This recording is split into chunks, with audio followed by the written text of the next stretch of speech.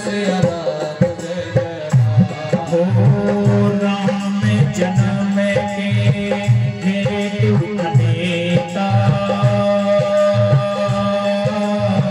परम विचित्र एक तेरा राम सिया राम जय जय राम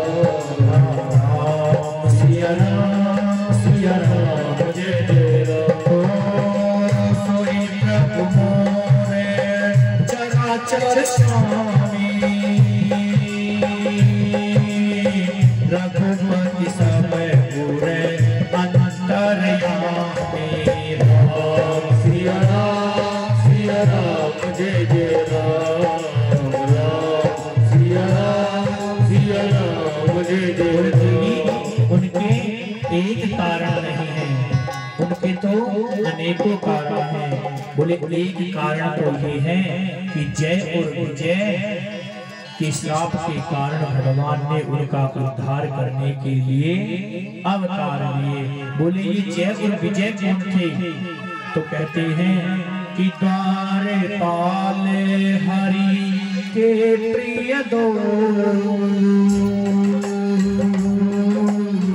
जय और विजय जाने सबको राम सिया राम जय जय राम राम सिया राम जय जय राम।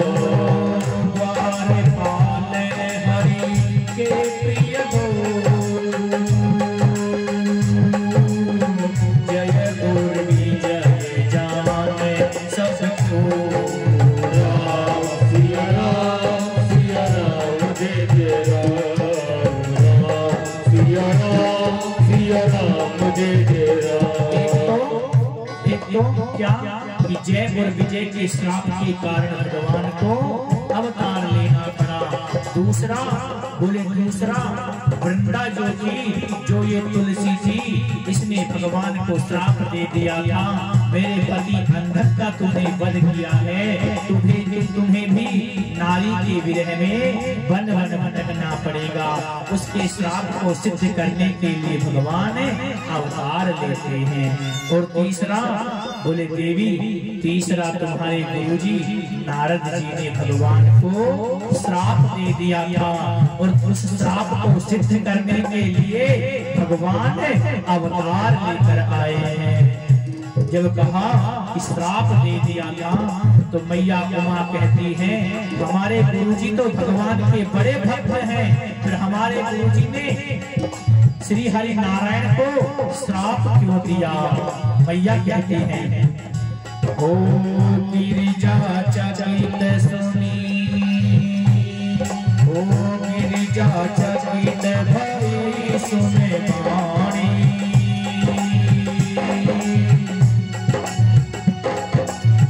कारण कारण श्राप मुनि ज्ञानी राम सिया राम जय जय राम सिया राम जय जय राम।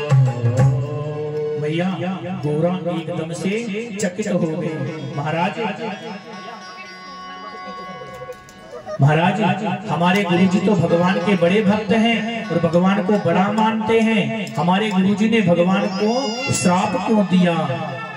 देखिए आज मैया उमा ने भगवान से ज्यादा अपने गुरु की महिमा का बखान किया है।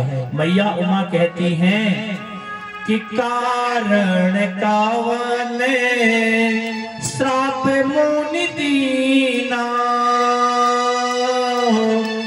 और कहा अपराध रमापति की धारा सिया राम जय जय राम। कारण कवन श्राप मुनि दीना, कहा अपराध रमापति की नारा सिया राम जय जय राम।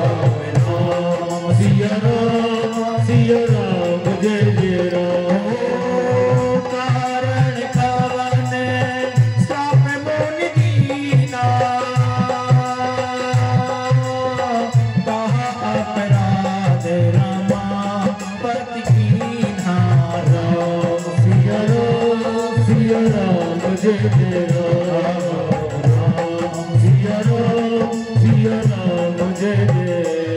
आज मैया पार्वती कह रही हैं कि हमारे गुरुजी ने श्राप क्यों दिया, ऐसा भगवान ने कौन सा अपराध कर दिया था। देखो आज मैया का नारद जी के ऊपर कितना विश्वास है, गुरुवाणी के ऊपर कितनी दृढ़ता है। तो आज भगवान के लिए कह रही हैं कि हमारे गुरुजी भगवान को श्राप तब ही दे सकते हैं जब भगवान ने कोई अपराध किया हो। का अपराध रमापति कीना। जब छोटा सा बच्चा मैया के पास आता है और मैया से कहता है मैया उस पड़ोसी ने मुझे मारा, तो मैया पहले कहती है बेटा तूने कुछ अपराध या तूने कुछ अपराध किया होगा। आज मैया पार्वती भी भोलेनाथ से कह रहे हैं कि हमारे गुरुजी तो समर्थ हैं, जरूर कुछ ना कुछ अपराध भगवान से बना होगा।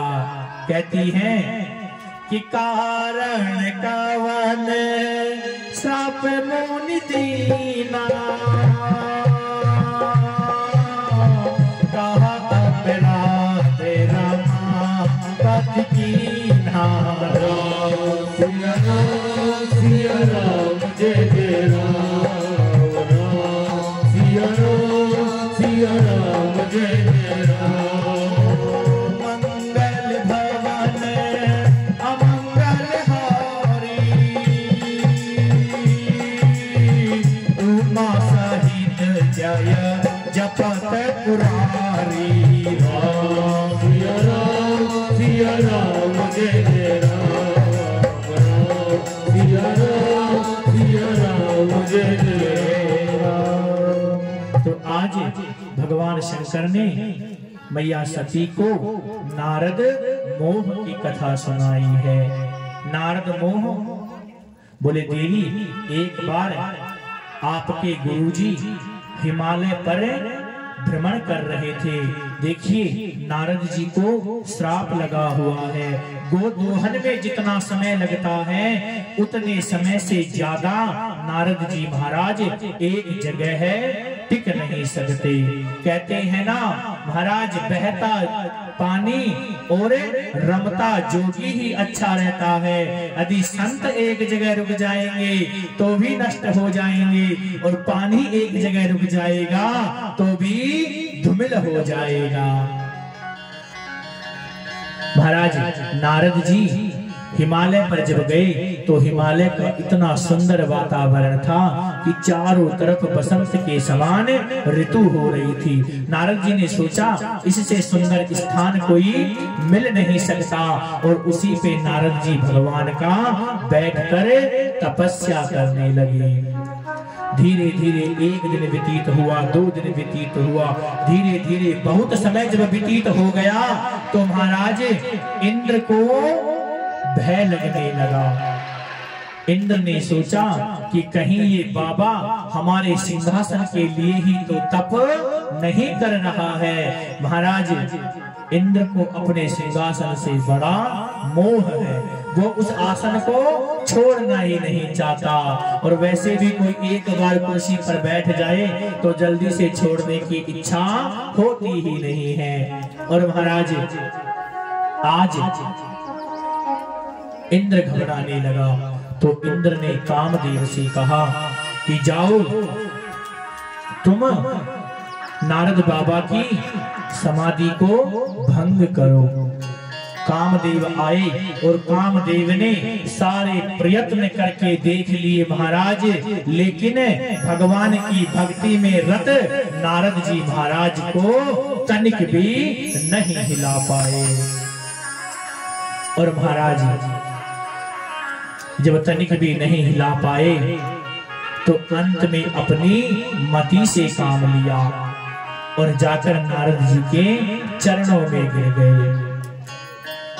और कामदेव कहने लगे महाराज आपके समान तो तप स्वयं भोले बाबा नहीं करते हैं, क्योंकि मैंने उनकी तपस्या छुड़वा दी थी, आपकी तपस्या नहीं छुड़वा पाए। और महाराज कहते हैं कि जब व्यक्ति को जीता नहीं जाता तो उसकी प्रशंसा के पुल इतने बांध देते हैं, इतने बांध देते हैं कि लास्ट में जाकर वो खुद धराशायी हो जाता है। आज भोले बाबा आज कामदेव भगवान नारद की समाधि को नहीं हटा पाए तो आकर उनकी प्रशंसा करने लगे। महाराज प्रशंसा करते करते करते करते इतने प्रफुल्लित हो गए महाराज नारद जी तो कि जिस चीज को छोड़ा था वही चीज अंदर से प्रकट होने लगी।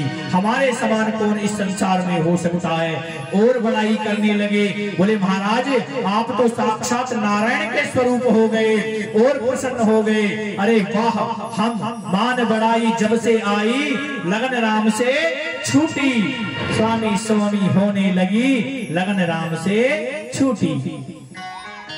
महाराज जब बड़ाई आने लगती है, जब प्रशंसा होने लगती है तो व्यक्ति प्रायः अपने मूल को भूल जाता है। लेकिन चाहे जितने ऊंचे पद को प्राप्त कर लेना, हाथ जोड़कर निवेदन करें अपने जन्म भूमि और अपनी जननी और अपने मित्र बचपन के कभी मत भूलना। क्यों? बोले कि जब राघव जी ने लंका पर विजय प्राप्त कर ली थी तो महाराज लक्ष्मण ने कहा भाई ये लंका हमने जीती है, हम इस लंका के अधिपति हैं, इस लंका पर राज्य हम करेंगे। भगवान कि छोटे भाई लक्ष्मण जी तो जीव हैं, तो जीव में मोह स्वाभाविक आ जाता है। लेकिन भगवान राघव जी कहते हैं अरे नहीं भैया, अयम निज परोवेति गणनाम लघु चेतसाम उदार चरिता नाम तो वसुधैव कुटुंबकम, ये पूरी वसुंधरा हमारी ही तो है। और भगवान राघव कहते हैं कि लखन इति स्वर्णमयी लंका न मे रोचते लक्ष्मणा जननी जन्मभूमिश्च स्वर्गादपि गरीयसी। हे लखन ये साधारण सी लंका है, अरे मुझे कोई स्वर्ग का सिंहासन भी देगा तो मैं अपनी अयोध्या के लिए उस सिंहासन को भी छोड़ दूंगा। इसलिए जीवन में कभी जननी और जन्मभूमि को नहीं भूलना चाहिए। भगवान एक बात निवेदन करें, मैयाओं अपने बच्चों को ऐसा संस्कार देना, ऐसा संस्कार देना कि अंत में जाकर वो बच्चे माता पिता और भगवान के भक्त बन जाएं। एक निवेदन हाथ जोड़ के करते हैं, तुम भगवान की पूजा जितना समय मिले उतनी देर करो, कथा जितना समय मिले उतनी देर सुनो, कीर्तन जितना समय मिले उतनी देर करो। लेकिन हम हाथ जोड़कर निवेदन है अपने सास ससुर और अपने माता पिता की सदा सेवा करते रहना। प्रायः क्या होता है, बच्चे जब थोड़े बड़े होने लगते हैं तो जिस जन्म देने वाली मैया ने अपने कोख से उसको जन्म दिया, अपने रक्त से उसको सींच सींच कर बड़ा किया, वो उस माता पिता का उपकार भूल जाते हैं। और दूसरी बात एक और निवेदन करें, मैयाओं का त्याग तो प्रायः देखने के लिए मिल जाता है, लेकिन हो सके तो अपने बच्चों को अपने पिता का भक्त बनाना, क्योंकि पिता का परिश्रम दिखाई नहीं पड़ता, नहीं तो पिता माँ के समान ही बच्चों से प्रेम करते हैं। अरे माँ तो अपने बच्चे को गोद में रखती है कि गोद में रखकर माँ दिखाती है कि बेटा जहाँ तक मैं देख रही हूँ वहां तक तू भी देख। इसलिए माँ अपने बच्चे को अपने गोद में रखती है, लेकिन पिता अपने बच्चे को अपने कंधे पर रखता है कि बेटा जीवन में जो मैं नहीं देख पाया उससे आगे तू जाकर देखे।